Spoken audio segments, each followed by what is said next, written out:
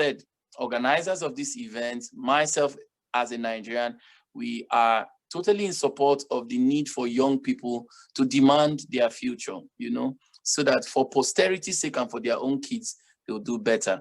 And we love your strategy on good governance and some of those simple solutions, and questions here are also coming on other solutions they recommend. So just hang on with us for some few minutes. I want to call on the second speaker, Mr. Yien Mathew. He's from South Sudan. He is a graduate. He is a graduate with postgraduate qualification in education. He's a known South Sudan linguistic professional, and he's an advocate that demands sustainable development for the country of South Sudan. Mr. Yien Mathew Cole, please, you have the floor. After your session, we'll now go back to Chidi's question. Mr. Mathew, over to you, sir. So I would like to register my gratitude, Doctor, for chancing me this privilege to be able to discuss a very serious topic. But verily, on the other hand, also, I would like to thank Sister Mary, who made it possible for me to be able to be a part of this forum to discuss issues of concern on these important fora, watch democracy grow. And so please accept my gratitude and greetings. All the protocol is observed. Verily, I can't forget our viewers, wherever they are. You have my humble greetings as well. I will be in rush. I've been shouldered the task of responsibility to tackle a topic entitled Peace Building in Africa. Peace building in Africa. Of course, given the context of the topic, this is not an easy topic that can be finished only in some few minutes. However, we cannot also derail people to stay to listen to us for ages or millennia just because the topic cannot be finished in a minute. So these are some of the things that I would like to balance. And so just in the beginning, I would like to be very honest that methodologically, this topic is a serious topic, is an important topic, and we shall continue actually discussing the topic. But I believe the topic of peace building in Africa cannot be discussed in isolations with all the issues that you have been discussing since morning to the very minute. Yeah. Some people think that talking about peace is just related to one thing, but it is related to society, it's related to the economics, it is related to health, it's related to so many issues and on and on. This I'll have to make from the very beginning. Now, let me get seriously to the topic. However, before I could get there, I would like to set a state for us to be able to read on the same page. So what is it that I'm suggesting? I would like to start with some few quotes, and then I would give the sequence of the presentations and see how we shall benedict and conclude. I would like to start with a saying that peace is a daily, a weekly, a monthly process, gradually changing opinions, slowly eroding all barriers, quietly building new structures. Somebody said that. Another person said that peace cannot be kept by force. It can only be achieved by understanding. And this notion is very famous because understanding is usually related to the mind. Peace has got something to do with the innermost of the personality, and it is a behavior before everything. And so this means that darkness cannot drive out darkness. Only light can do that. And that's really very important when we speak about the issue of peace. There is another saying said by Hesley Healy, but I would like to end with it when I come to that later, which is very important for now. Now, the sequence of our discussions is going to be as follows. First of all, I would like to start with the concept of peace building. It's very important usually to decipher the terms or decode them so that we all read on the same page. We cannot discuss a topic and we suppose that we have the same understanding. It would be very important to see the angles upon which I would to discuss peace building in Africa. And so I would like to see the linguistic scope. I would like to see the terminological scope. Then I would jump to the basics of urgency for peace building in Africa by actually giving a rationale. Why problems in Africa? The need for peace. Even when we have lots of potentials, yet the country is in turmoil.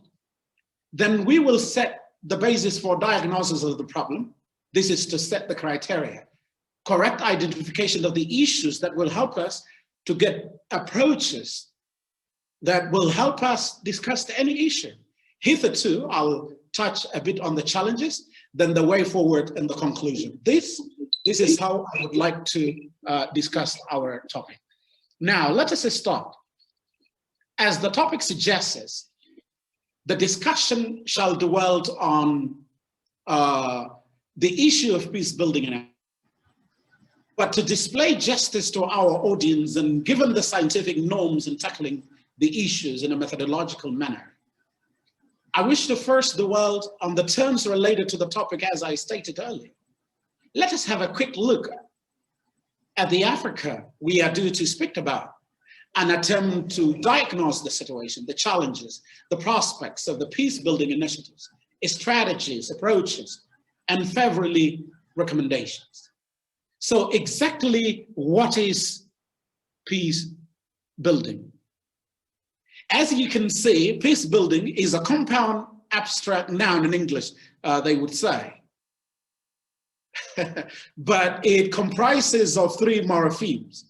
Now, a morpheme linguistically is a component that makes a word. So we have two free morphemes and one bound morpheme. Now, the first one is peace, which is free morpheme, because it has got a direct meaning. And the second one is build, is also a free morpheme. And then we have a bound morpheme, which is ing. Like international, words inter and national and al are bound morphemes because they are meaningless unless they are attached to words that can give meaning at least.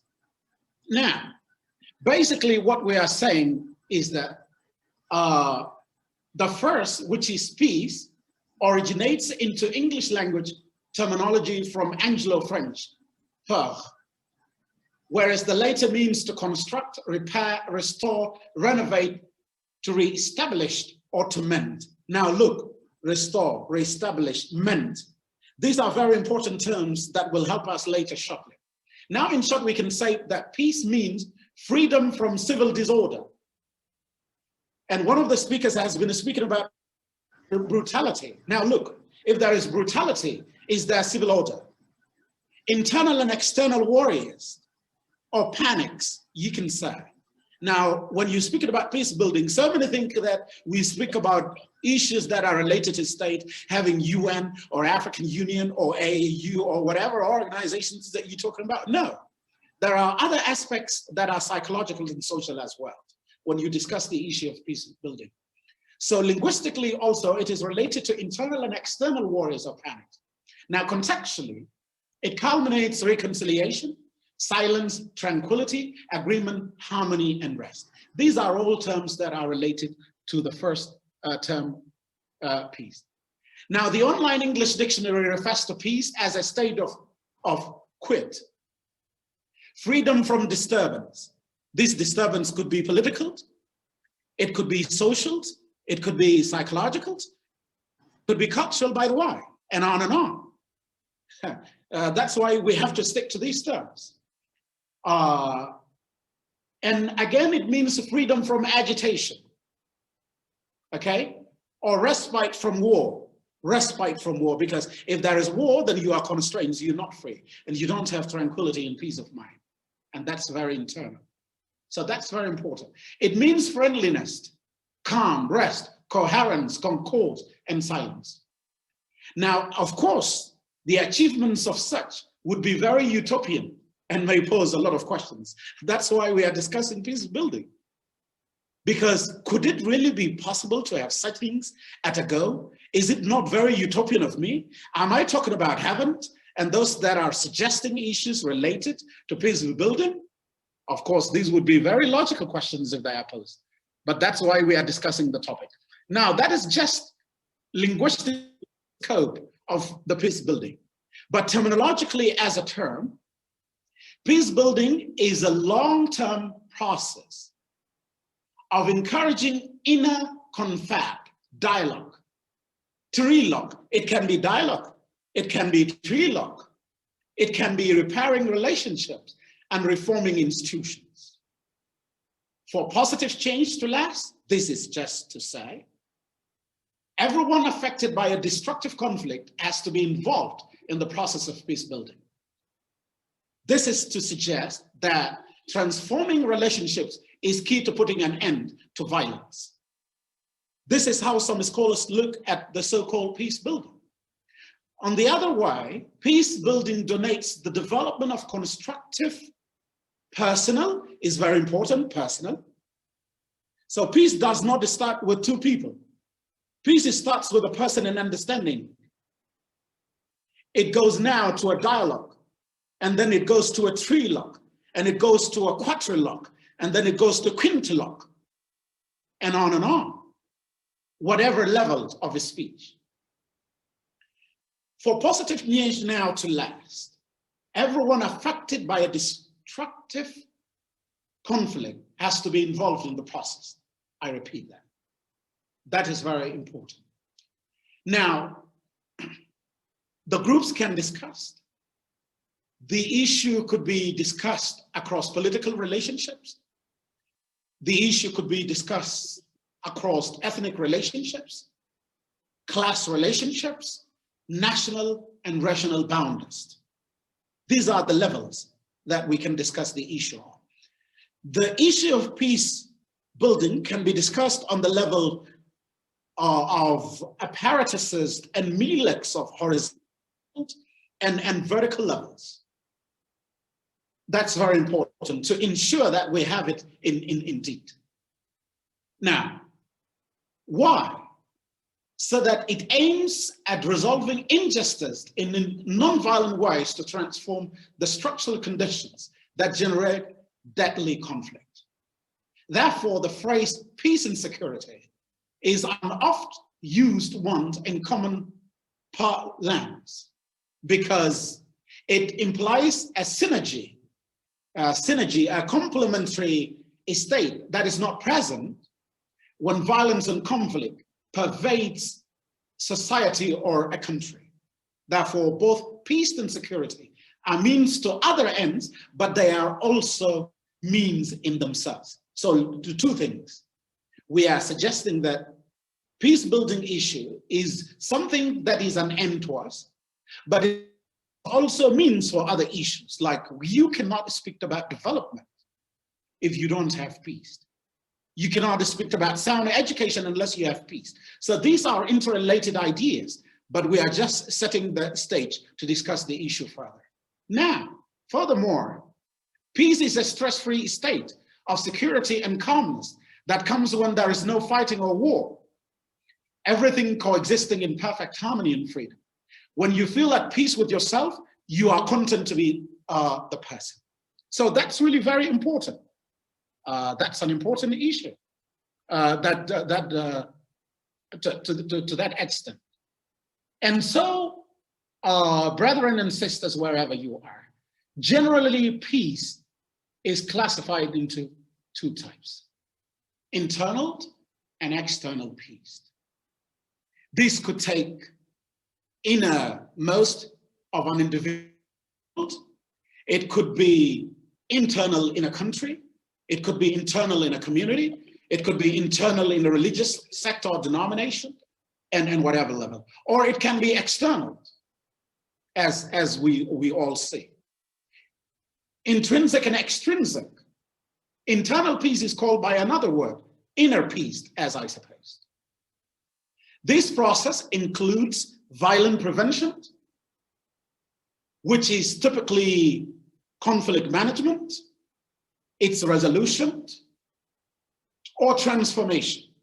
Or if you come to the level of the state, you would be definitely talking about post-conflict reconciliation or trauma healing, because trauma is also a serious issue that can sometimes lead to what we call PSTD, post-stress traumatic disorder, where human beings become either proactive, or they become emulative, or they become imitative, or they become stereotypes of their masters. And that's very seriously a psychological affair. And so trauma healing is included. That is before, during, and after any given case of violence. And that sets the stage. This is also methodologically to suggest that peace building is a multidisciplinary cross-sector technique or method, which becomes strategic when it works over the long run and at all levels of society to establish and sustain relationships among people locally and globally. This is very important. There should never be by mistake any discussion of peace building if it is not interconnected. Peace building as an approach should not be taken as a single thing. Once you discuss it and you want to achieve it and realize it, you have to discuss it in the context of economy, in the context of development, in the context of education, in the context of media, in the context of societal healing, and on and on. That's what we are trying to suggest. So this is actually very, very important. Now, finally, to conclude with the term, peace building is a process intended to resolve current conflicts and prevent future conflicts by addressing the causes of the problem and building a comprehensive strategy to encourage lasting peace. Therefore, successful building not only stops or prevents violent conflict, it changes the way disagreement is handled in society or between nations. This is actually very important. Okay, now, the issue is not just to dwell on the term for so long, because our core essence of being tasked and shouldered this responsibility to talk about peace building in Africa is to also get a rationale why peace building in Africa, because that's really very important to set a stage for an approach. Okay, what's wrong with Africa then? What does it need? Why does it need peace building initiatives? Wow, that's a very big question to answer if we are to tackle the issue. But it is important, and that's why we're discussing the topic. Now, one, Africa is at war and conflict with itself. Tribe against tribe, ethnic against ethnic.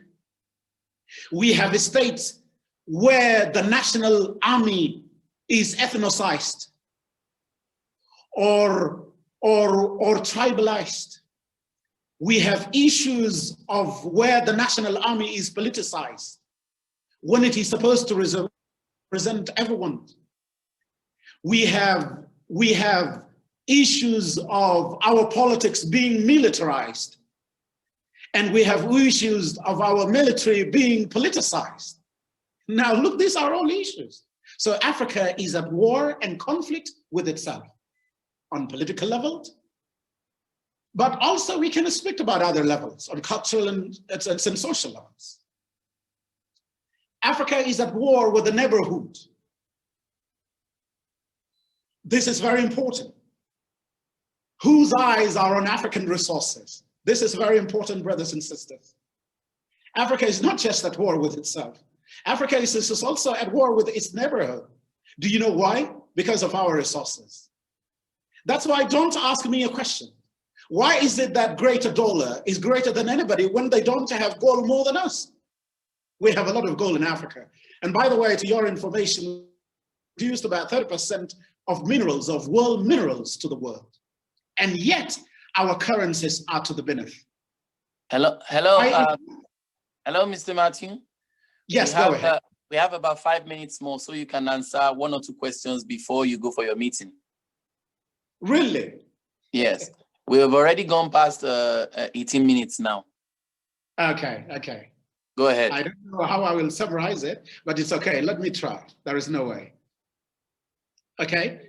So taking the issues of the continent, the issues of exclusion, the issues of poverty, the issues of wars, the issues of hatred, the issue of bad governance and corruption, the issues of human rights violations, the issues of ethnic marginalization, the issues of small arms and light weapons propagation, the issues of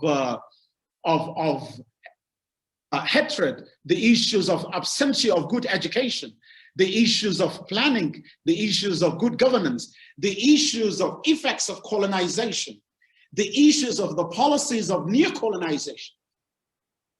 These are all issues that I had wanted to concentrate about, but I just mentioned them very quickly because this is why we need a peace building issue in Africa, just to set the stage. Now, are these happening? Why are we poor? Is it because we don't have resources? No, we are one of the richest continents. We have the cleanest water ever in the world. We have the nice forests ever. We have the minerals. We have the natural gas. We have, and on and on. And yet, we are the poorest. Where should the problem be? There are so many explanations to that. When you ask our corrupt leaders, or misleaders rather, they always give you the theory of the white man.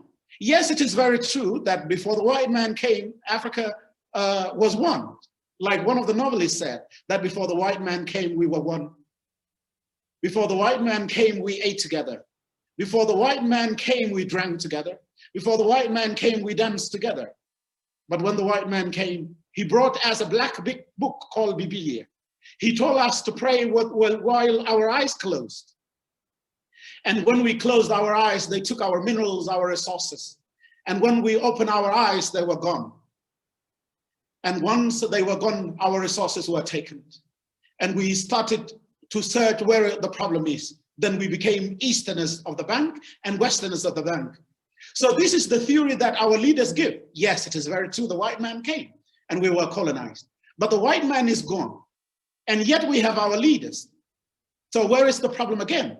They would say the new colonialism, and it is again another fact. That's why we need peace building. But what do we do to conclude? Because I am supposed to set a method, but since I have only 5 minutes or 3 minutes left, let me just summarize. So what do we do then with all these hurdles to get the peace? First of all, we have to take a contextualized approach to peace building. What do I mean by that? You can never tackle issue of peace building through one approach.